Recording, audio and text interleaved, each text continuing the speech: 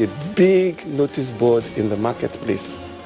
What you put on it, everybody will see.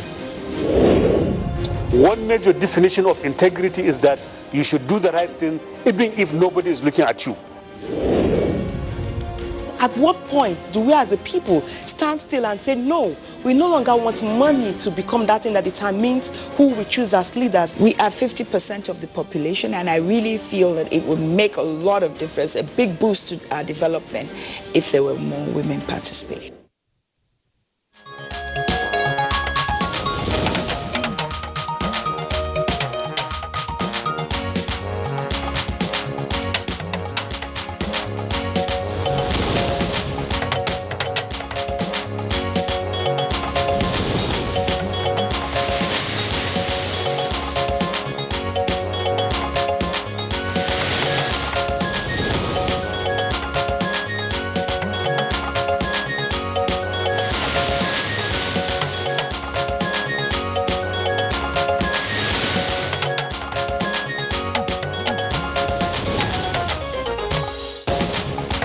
Federal government approves more funds for infrastructure development across the country.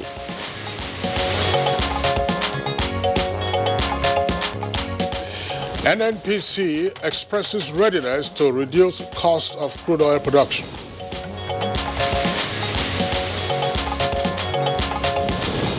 Nigeria police parades 105 suspected criminals.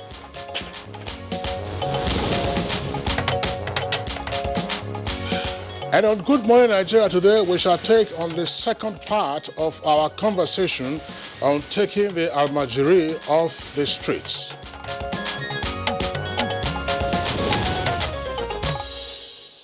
Gaylord Nelson once said, the ultimate test of a man's conscience may be his willingness to sacrifice something today for future generation, whose words of thanks will not be heard.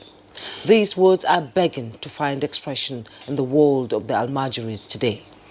Now, the Almajiri system certainly is one that is now causing great concern among stakeholders, especially as there has been a sharp deviation from the initial practice. A rising number of out-of-school children engaged in alms begging and sometimes in criminal activities is certainly one that is worrisome not only to their immediate community but has become one source of threat to national security. Exactly, Kingsley. You know, this disturbing trend has opened up conversations in public space, and Good Morning Nigeria is also very involved in the conversation. On the 3rd of March, experts from the education cycle and state governments on this platform highlighted the history of the system, which dates back as far as 1,000 years ago.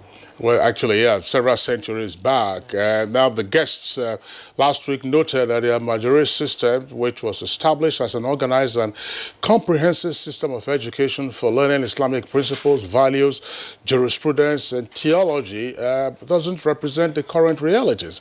Instead, what is happening now negates most of the principles guiding the establishment of the Almajiri system. Now, states recently, such as Kaduna, Sokoto, Katsina, and Kano, have been identified as making the headlines by seeking to change the narrative with regard to the Almajiri system. They're coming up with new strategies to help reform the system.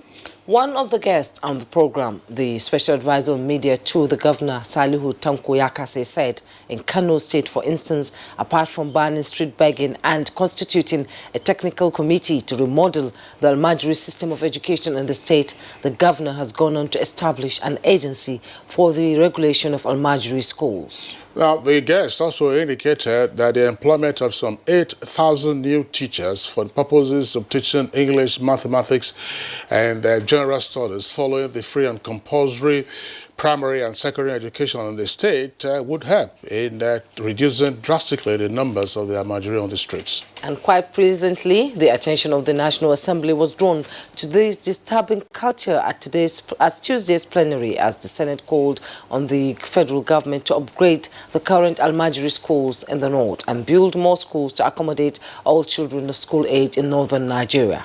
Now, of course, that was on the basis of a motion moved by Senator Adamu Alero, and the motion, of course, stressed the need to review the Almajiri system and integrate it into the modern education system of the country. The motion also canvassed collaboration among all tiers of government to address this challenge, while the National Orientation Agency was advised to carry out sensitization on the negative impact of Almajiri system on the future generation of Nigeria. So it's certainly an issue that is on the front burner. As we indicated, we had our first part of the conversation last week, and today we are returning to it to see how the Almajiri system might be reformed. And if you recall, Jumai, a number of points that we articulated last week, that there are many perspectives to dealing with the challenges arising from the current practice of the Almajiri system. Yes, it has to be a shared responsibility involving the parents of the children and also governments at all levels, federal, state, and local government. Social welfare departments also have a role to play. Plus, of course, individuals who have deep pockets and can help finance aspects of the Almajiri system if it has to be reformed, and then the millions of children roaming the streets are taken off and then sent into a formal education system. Because you seem to find you get to find that not all of them are Almajiris on the streets. Well, that's part of what we are seeing now. But who is on the street now? Our guests also indicated rather disturbingly that you also have issues relating to border control, because some of those who are Almajiri, let's just classify them all as Almajiri, are certainly not from Nigeria. Yeah, they cross the border. Yeah, they cross the border. So there are some of the issues that we shall be taking a look at, plus matters relating to culture and religious practice. But how effective will the various measures being undertaken by the state governments be at the proposal to get the federal government more deeply involved? These are issues, of course, as we have indicated, that we'll raise in the course of our conversation segment later on. In the meantime, let's take the highlights of the morning news, and our colleague Musbah Adan will have. Musbah, just before you come on, my name is Kingsley Osadolo. And I'm Jumai Yusuf, welcoming you to Good Morning Nigeria. We shall also bring you a complimentary segments, newspaper review, business and others. Like Kingsley said, he's Kingsley Osadolo. I am Jumai Yusuf. Welcome to Good Morning Nigeria. Musbah, it's a pleasure to see you this morning. Yeah, same here, Jumai and Kingsley. A very good morning. Let's take the news highlights. The Federal Executive Council has approved the release of 29.4 billion naira for the construction of the 9th mile section of the Enugu-Onitsha Highway. Also approved a 13.9 billion naira intervention fund for the Ministry of Agriculture towards containing the outbreak of animal diseases and pests control in part of the country. The council meeting presided over by President Muhammadu Buhari made further clarifications on the effective date for the implementation of new VAT rates on government contracts. No, it's a very tricky, difficult area, very steep, dangerous, a point of many accidents before. So we've had to change design and do a lot of other alterations in quality to ensure now that we manage not only the erosion there, but that very good work is done. Global oil price crash and what is now known as Black Monday is stimulating conversation on how Nigeria can do without oil. Stakeholders of the second Central Bank of Nigeria Consultative Roundtable insist that plummeting oil prices consequent upon COVID-19 is a push for Nigeria to adopt multiple sources of revenue to achieve economic stability.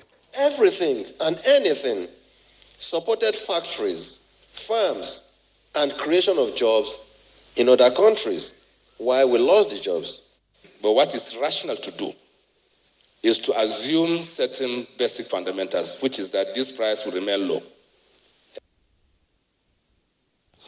Now, as part of realistic estimate that must be made to reflect the current realities of crude oil markets, the Nigerian National Petroleum Corporation, NNPC, has expressed its readiness to strategically put in place measures that would alleviate the cost of crude oil production in Nigeria to create markets for Nigeria's crude and make Nigeria a choice destination for foreign direct investments.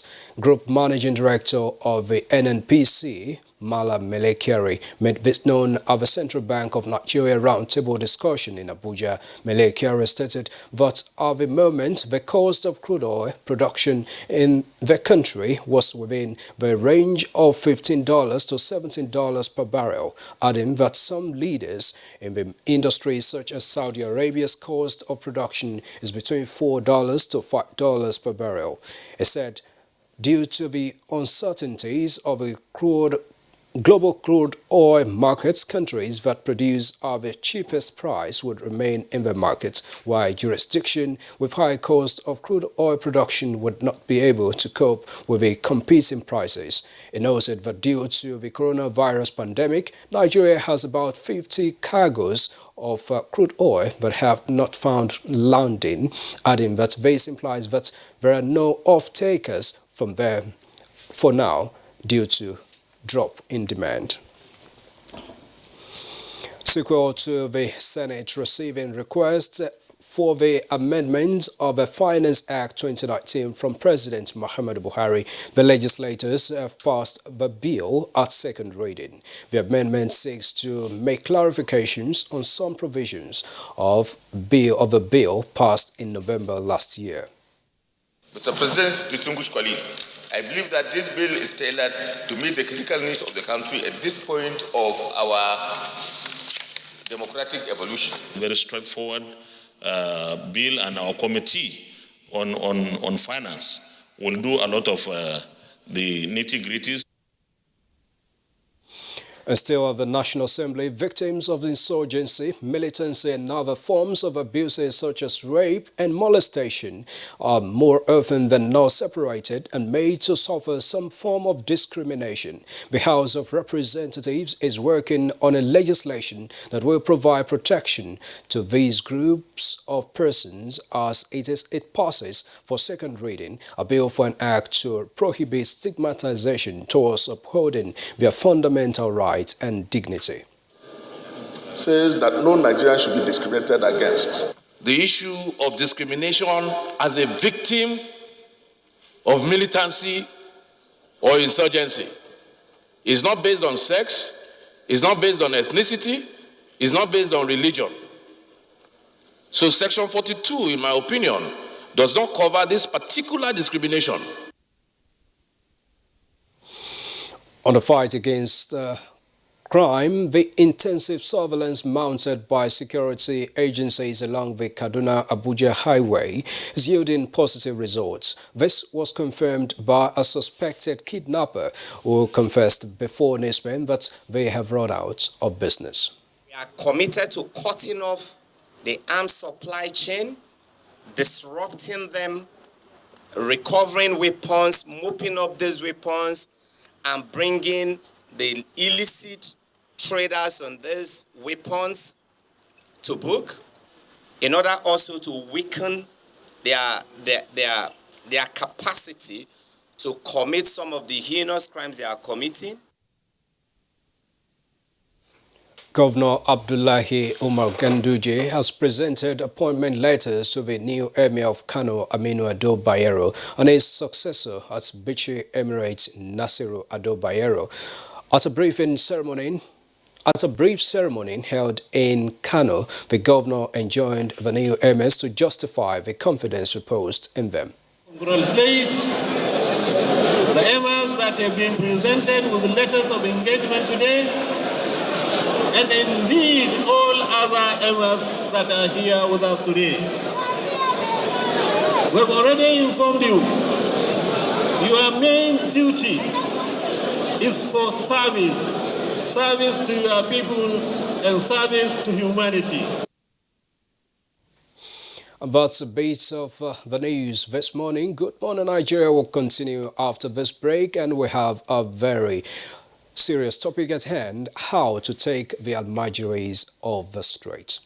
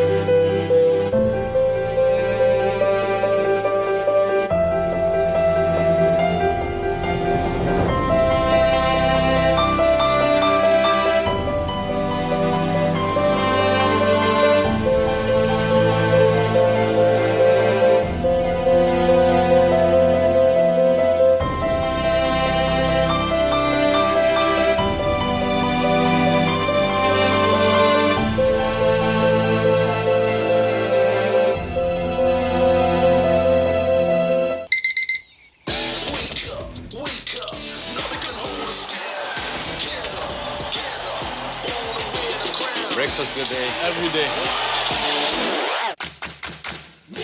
Nestle, good food, good life. Not so fast. Look, I'm tired. I want to check out of this country for greener pastures. Just calm down for a moment. Please sit down. Do you have a job where you're going to? No, but someone is arranging, Listen, Alinko. Checking out of this country without proper planning means one thing. Unimaginable begin. You know, I've been in the diaspora, but legitimately doing great things at home and abroad. As I've been saying, without the proper footing abroad, the risk is not worth it. Listen, Alinko, it's better to be home than be trapped abroad or even end up in prison.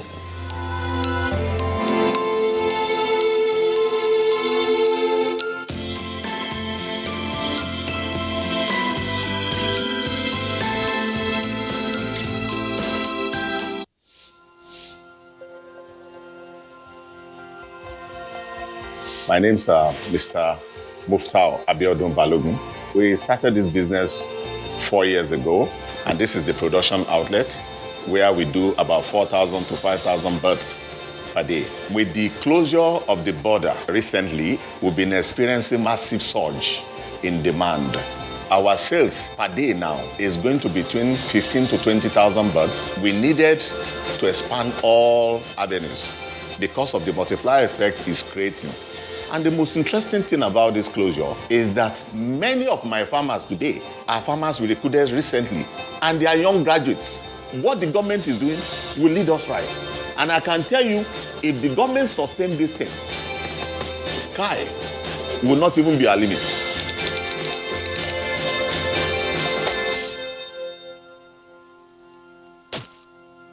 What we are really cultivating here is a better future for all Nigerian women, and it's not always easy. Panadol Extra relieves headache, backache, joint pain, toothache, and menstrual pain. The pain is worth it. Welcome back. Federal government partners with Massachusetts Institute of Technology on Regional Entrepreneurship Program. Details with Kolo Mohammed on Business News. Hello and welcome. On different fronts, the federal government of Nigeria is working towards upward reviewing the quantity and quality of jobs available to Nigerians. To this end, the Ministry of Communication and Digital Economy has keyed the country into the Massachusetts Institute of Technology's Regional Entrepreneurship Acceleration Program, where emphasis is brought off graduating job seekers and placed on emergence of entrepreneurs and job opportunities become readily available in sufficient numbers. Today, our economy cannot be developed by relying on the natural resources only. We need to come up with so many policies, strategies, and programs that will support our knowledge-based economy, most importantly, digital economy. It is because of this we travel to the US. We had a discussion with MIT about the process of joining RIP.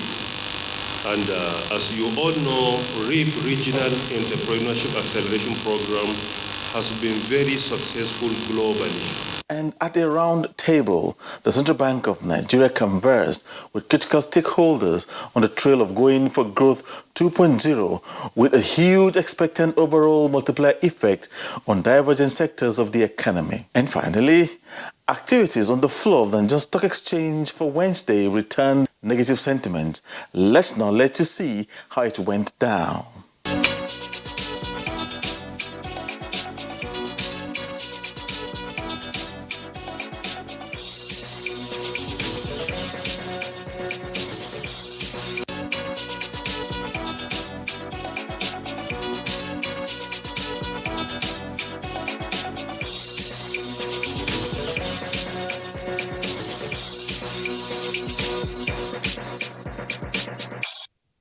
Stay with NTA for the continuation of Good Morning Nigeria. My name is Kolo Mohammed.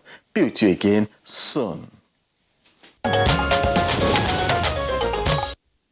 Many thanks, Kolo Mohammed, for the business package. Next is a newspaper review.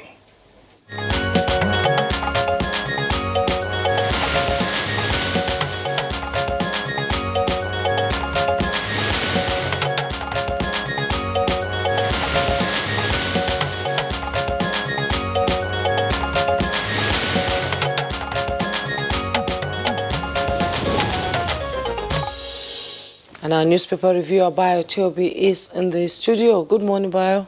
Thank you, Jumai. Good morning. Good morning, Kinsley. All right, Bayo, good morning, Nigeria. Okay. All right, Jumai. Now, Yeah. so we begin with the Daily Sun newspaper, and just beside the masthead, coronavirus oil price crash effect, hard times loom, 50 oil cargoes stranded. With rider, NNPC GMD raises the alarm, urges Nigeria to prepare for the worst. You find that story on page 2. Nigerian Air Force jet hits terrorist strongholds, kills scores in Borno. That story is on page 4. Ganduje makes U-turn on Sanusi. With riders, ex-emir was not banished, says Kano government. Buhari ordered his dethronement, Kwankwaso alleges. President has no hand in it. That's coming from the presidency. Court restrains APC scribe, legal advisors, orders from disrupting NEC meeting. You find that story on page 3. Senate gets bill to ban generators. With a rider proposes 10 years jail term for offenders. Court or case for feature of Bauchi governor's son's property. Find that story on page 39. And the picture story there, Chairman Dangote Group, Alhaji Aliko Dangote, left with Minister of Transportation Rotimi Amechi, Minister of Works and Housing Baba Tunde Raji Fashola, Minister of Finance Mrs. Zainab Ahmed, and Governor of the Central Bank of Nigeria, Mr. Godwin Emefiele, during the consultative roundtable on Going for Growth 2.0 organized by the CBN in Abuja yesterday. Federal government declares ASU strike illegal, with rider says employees can't dictate to employer. That story is on page 38. And at the bottom plate of the Daily Sun newspaper, Restructure Nigeria with 2014 Confab report. That's coming from Ohaneze. You find that story on page 39. Okay, so we'll take a look also at the front page of the Punch newspaper, and the lead story, it's on the Sanusi issue. It says 40 security men keep Sanusi under watch in Nasarawa. 40 security men keep Sanusi under watch in Nasarawa, with 3 riders bar visitors from meeting Kano, the throne traditional ruler. And we only deposed Sanusi. He is not banished from Kano, says government.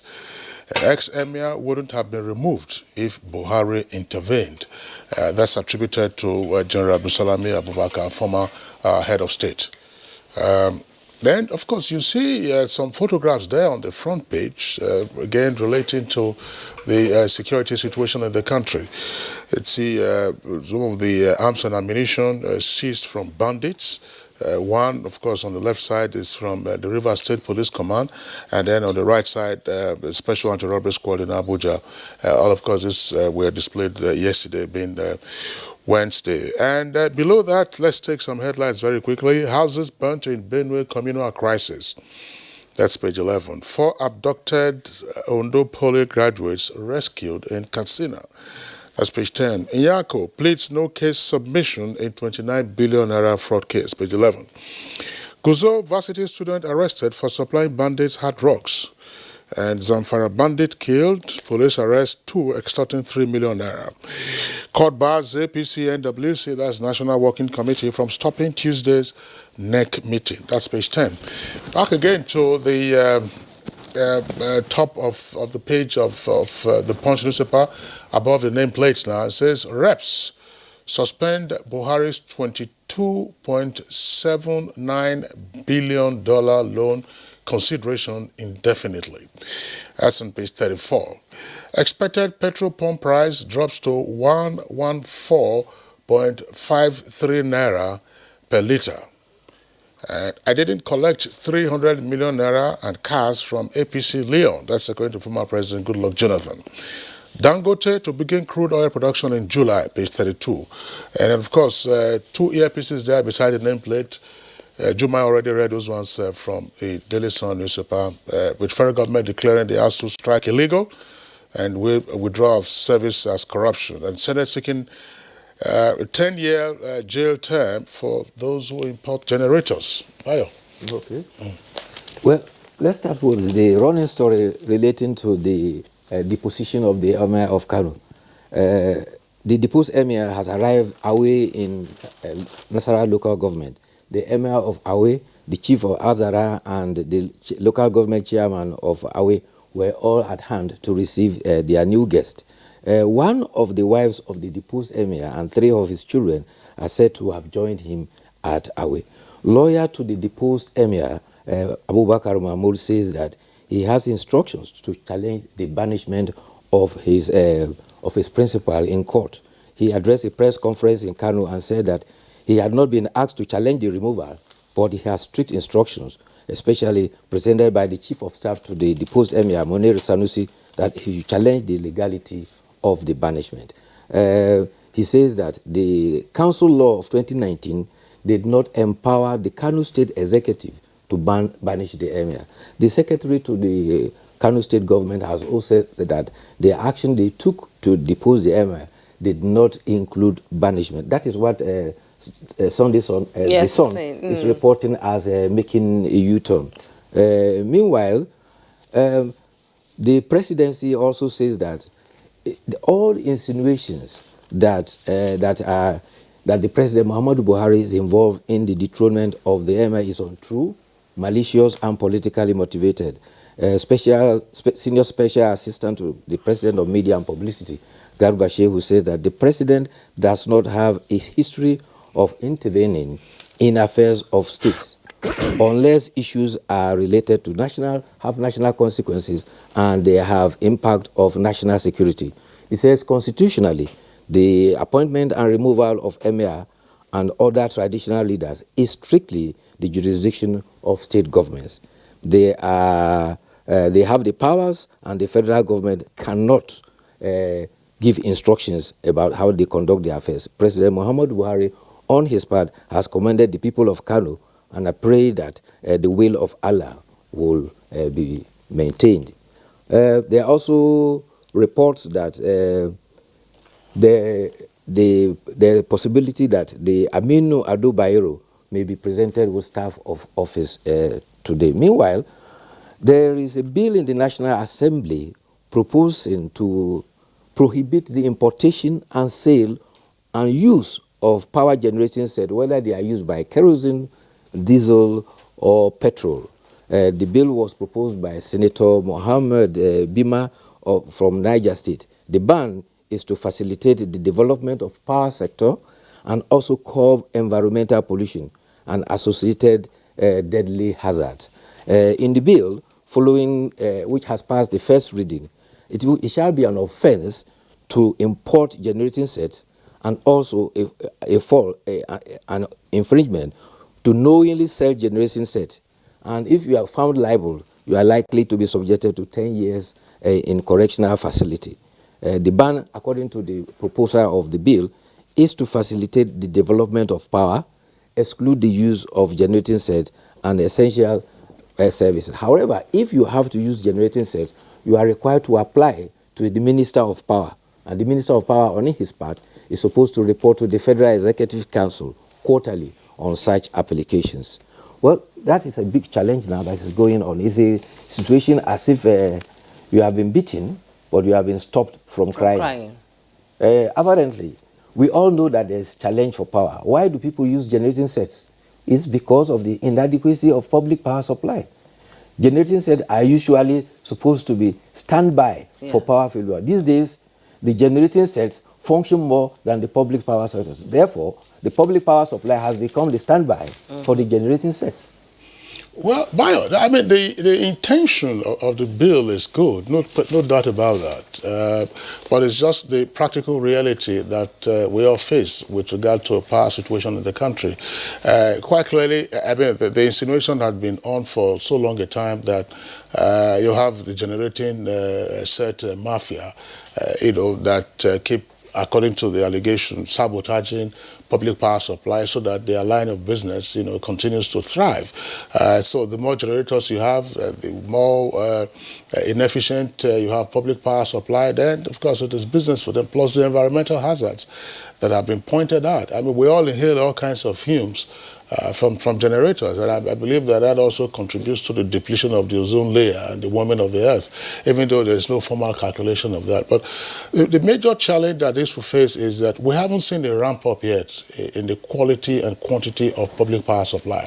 And so the attention, therefore, ought to focus on how to ensure better delivery of power from the public sector. If I say public now, of course, we know that it's been privatized, even though government retains some shares, in those entities and wholly owns the TCN. But that's the major challenge. That should be the principal focus. Exactly. And then the point also ought to be made. Excuse me. There is no country in the world where you don't have power generators of whatever size, of whatever quantity. Because even in advanced countries, you have generators of different sizes, so-called I better pass my neighbor and so on and so forth. Because there are remote locations that are off-grid, where you cannot have access to power supply. So you take your power generating there, your power generating set there, and then of course you have your fuel, and then you use it, and after you use it, then you pack it up and then go. But it's not as if you go to your residence or your office, that's like the kind it's of done thing. in Nigeria, and the noise pollution too. Most Nigerians are becoming deaf from the noise of the generator. And So that's the major challenge I think that they will face. So the intention is good, but the practical reality will obviously, see to the death of such a bill, even if it becomes law. Okay, now let's go to the editorial. It's coming. I was just wondering, just before you take the editorial, the coronavirus, the WHO has declared it a pandemic. Yes, it's a pandemic. Right from the time, I'd be careful not to indicate, that it was a pandemic. Now it's a disease that is occurring in different parts of the world. There's virtually though data, you don't have a report of a new outbreak or a new incident being recorded in one country or the other. And significantly, the United States has taken what is obviously a drastic measure. I haven't heard of this in decades, and I think there's probably, even in wartime, you are unlikely to have heard of this, that travels from 26 European countries to the United States have now been restricted for the next 30 days. The only exception, of course, is the United Kingdom. And it says, President Trump says that this is because the EU, according to him, hasn't taken the right measures to contain the continuous spread of the virus. Italy is notching close to 900 deaths arising from all of this. I think it's on a shutdown as of yesterday. That's right. No flights, no trains, nothing. From the report from the World Health Organization, they say that the number of cases are increasing, the number of countries are increasing, and the number of deaths are increasing. As at the last count, 110 countries now have incidences of coronavirus, and that's why World Health Organization has described it as now a pandemic, since it has now reached all the continents of the world. But so interestingly, however, even in England, the highest hit countries so far now, outside China, are Iran, Italy, South Korea, Japan, and Italy. I've already named Italy. But significantly in Nigeria, so far, we still have only one index case and one person-to-person case, bringing the cases to 2. A family of 4, including 2 children, were in isolation. They also have tested negative. They are likely to go back again for some tests. There's somebody who arrived from United Kingdom who is also in isolation, and they are waiting for the outcome of the test. But so far, there have been just those 2 incident cases in Nigeria. And then you recall, a few days ago on the program, when the names of 2 passengers on the Turkish airline flight, were announced. There was an alert, on them being declared wanted. Now, the Lagos State government, through its Commissioner for Health, announced yesterday that the 2 persons have been found. On account of the fact that publicity was given to the information put out by the authorities, and it was an advisable thing for them to have done in the first instance, submitting themselves for examination and to see whether anything also was otherwise wrong with them. Yes. Well, that is a positive test, because all their contact persons, in the event of eventuality, all their contacts will now have to be traced. That's right. Now the editorial. They said there's no time. Okay. We've run out of time. Thank you so much, Bayo, for coming this morning. It's been a pleasure having you. We'll take a break right now. When we return, the conversation begins. Nigeria is our country, and it's the only country we have. Irrespective of religion, tribe, the heroes of our past did their best to take Nigeria to where it is today. It will be unfortunate, I repeat, unfortunate, absolutely, if we don't keep Nigeria intact. We must put our differences behind. We must let everybody know that human beings cannot live together without some differences. But at the end of the day, our country is Nigerian. It must always come first. Get ready for the Unity Challenge reality TV show. Coming soon.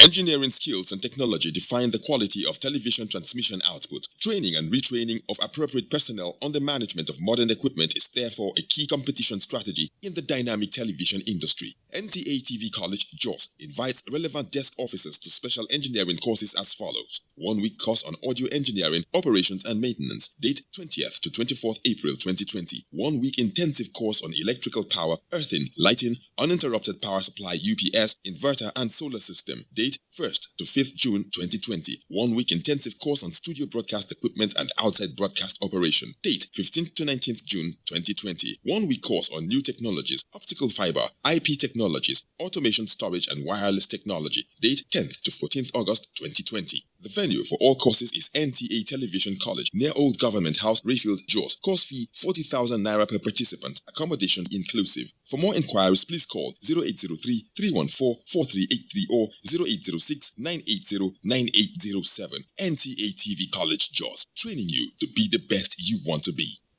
No perfect family may be under threat by germs. Germs can cause infectious diseases like diarrhea, typhoid, and flu. These infectious diseases are amongst the biggest killers of adults and children. In Nigeria, tens of thousands of children under the age of 5 have died due to diarrhea caused by germs. These illness-causing germs are everywhere. Dirty surfaces, on cuts and wounds, on your clothes, in unclean bathing water. To protect your family from germs, use the power of Dettol's 1 capful.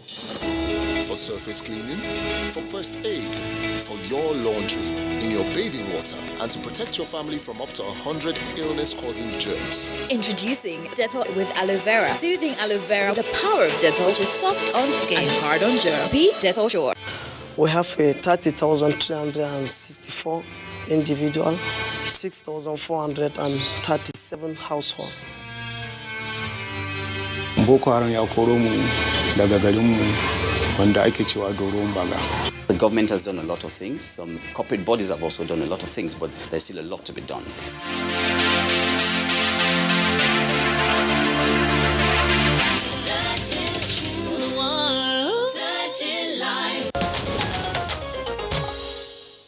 This is Good Morning Nigeria on the network service of the NTA. Our conversation this morning is on ending Almajiranchi on the streets, and the topic was first discussed on the program precisely on the 3rd of March. To set the tone for part 2 of the topic, let's listen to excerpts of the first part of the discussion as put together by correspondent Oyeyemi Ajayi.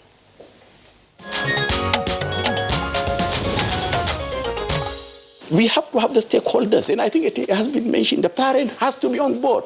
It's irresponsible for any parent to come and say that, look here, I've just gone to Amalam, given him my child, and that's it. How he feeds, where he sleeps, isn't it, whether he's studying or not, and so on, it's not my problem. We have to change attitudes and behavior to a point that people should feel responsible for their words. There is need for collaborative effort between the state, in particular the Northern Governors Forum. They need to come together, speak with one voice, because if Kano is doing its own effort, then other states are not equally responding, reciprocating, then you're going to have a problem. Whatever Kano does will not be sustainable. There is a shift also from UNICEF end to make sure that these children have the basic education that is required UNICEF, is supporting, as I said earlier, the integration of Quranic Sangaya education. This is what we are doing in most of the states. But before doing that, we supported about 7 states, to track, to map household and to track out of school children. And then the results are really amazing, from those states. And that's what gives us the directions and then give us, the power to have more consultations with parents, with stakeholders, with other development bodies, to see how we can come up together and strategize for these children. Indeed, we need almost a single one framework that can be adopted and replicated across board, a uniform one. And that is what I strongly believe the northern governors need to lock some people in the room.